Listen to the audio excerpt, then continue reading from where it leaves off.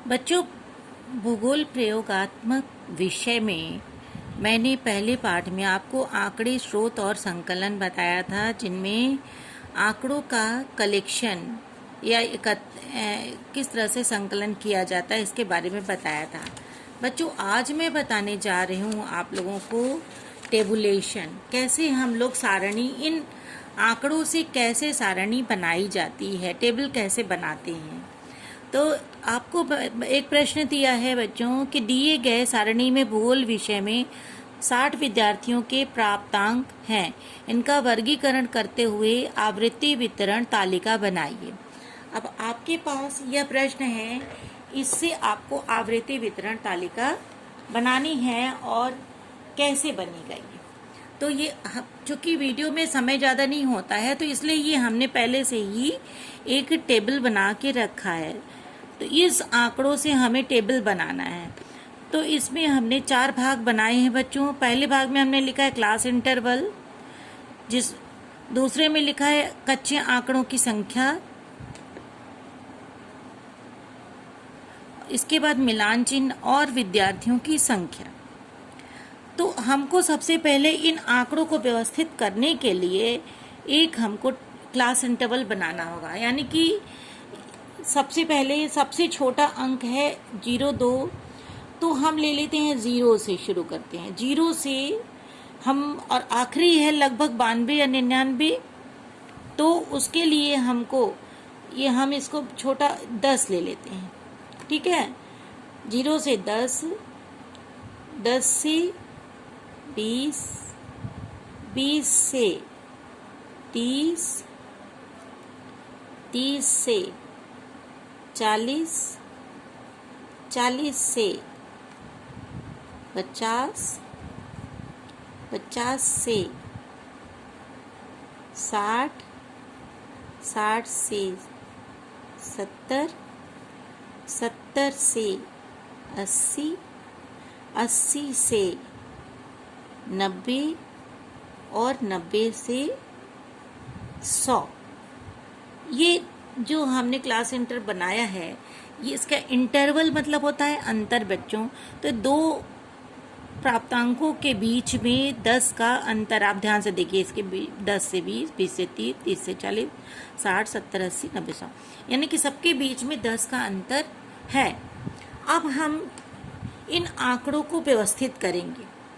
तो सबसे पहले हम 0 से 10 अंक वाले जितने भी प्राप्तांक हैं उनको हम इसके अंदर लिखेंगे। तो 0 से 10 में कौन कौन से हैं, जैसे 0-2 है एक बार, है ना, फिर उसके बाद 0-2 एक और बार है, तो हम लिखेंगे 0-2। फिर है 0-9, देखिए ये 0-9 है, ये 0-2 है ना, और एक 0-2 और ये 0-6 है, इसके बाद 0-6 है और ये 0-2 है। तो ये सारे जितने भी अंक हैं 0 से 10 के अंतर्गत, उनको हमने यहाँ लिख दिया। तो कितने हो गए, 1 2 3 4। तो हम इनको 1 2 3 4 बार हम इसको टैली करेंगे। अब इसमें कुल संख्या 4 है, तो यहाँ पर हम लिख देंगे टोटल 4।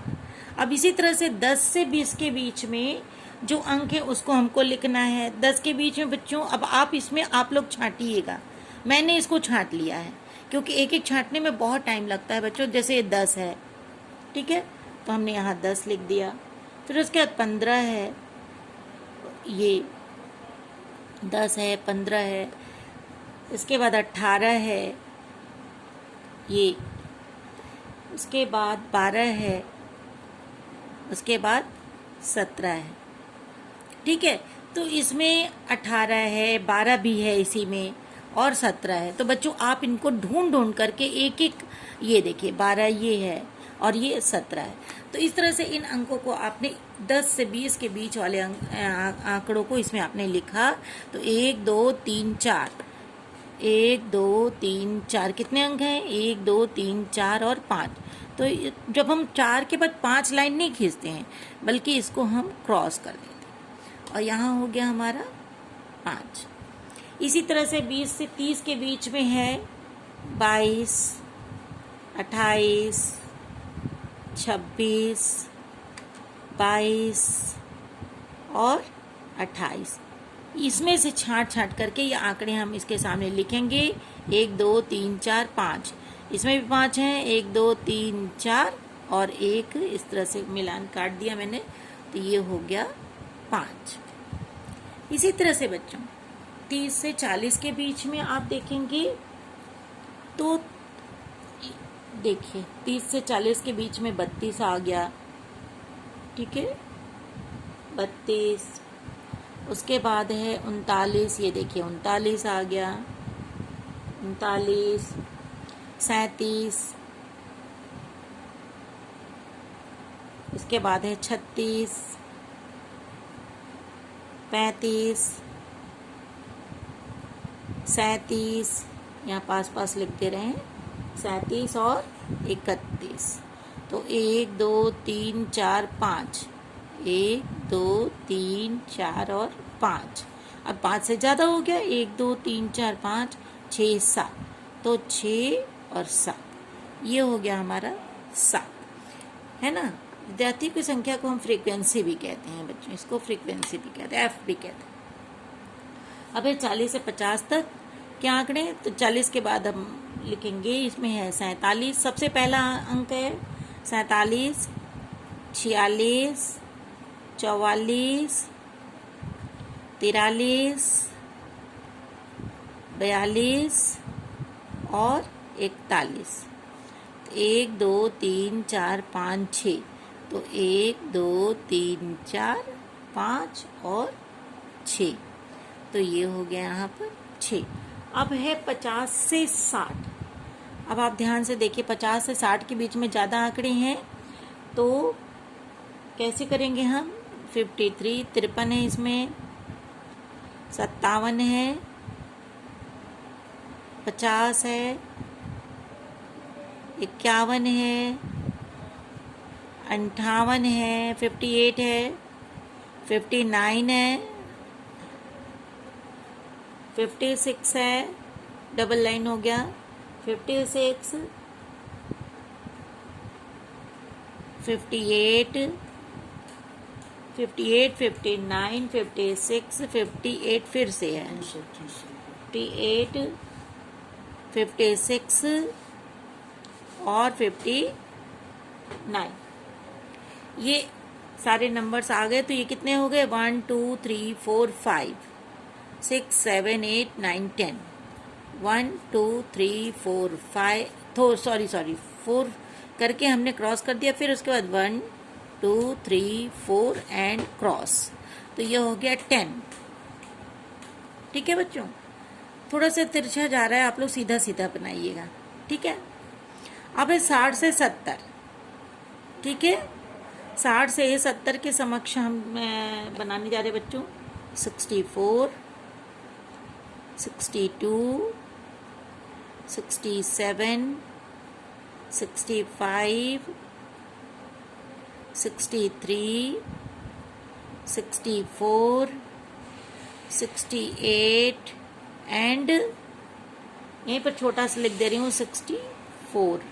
तो ये हो गए 1 2 3 4 5 6 7 8, यानी कि 1 2 3 4 5 6 7 8, यहाँ कुल कितने हो गए, 8 हो गए।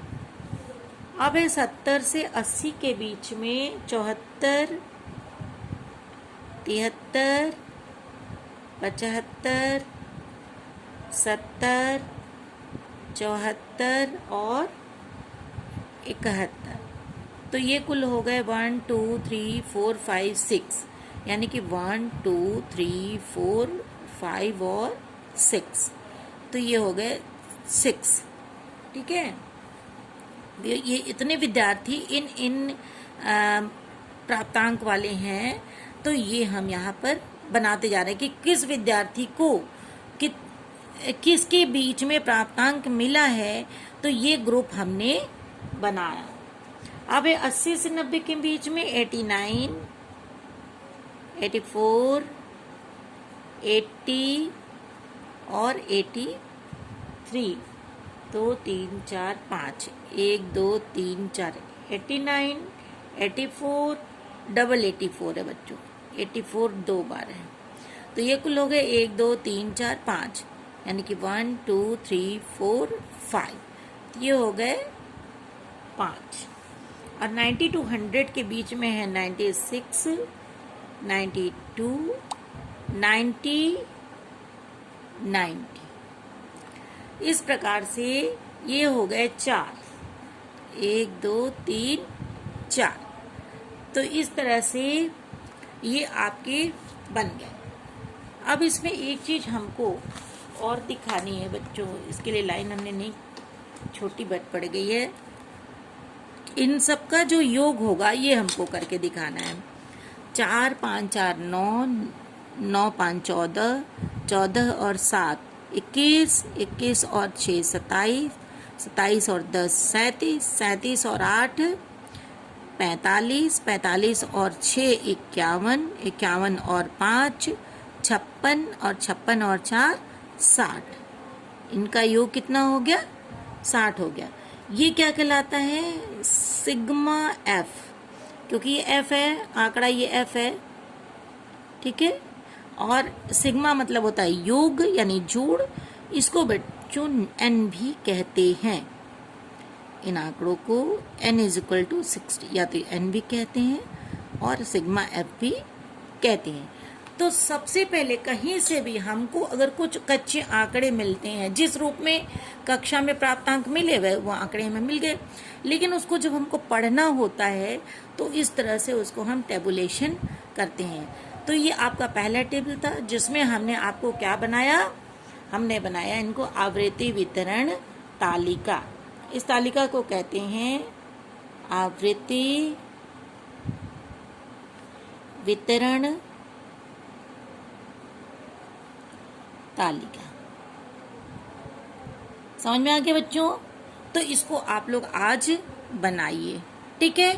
फिर इसके बाद हम आपको आगे दूसरे वीडियो में बताएंगे। थैंक यू बच्चों।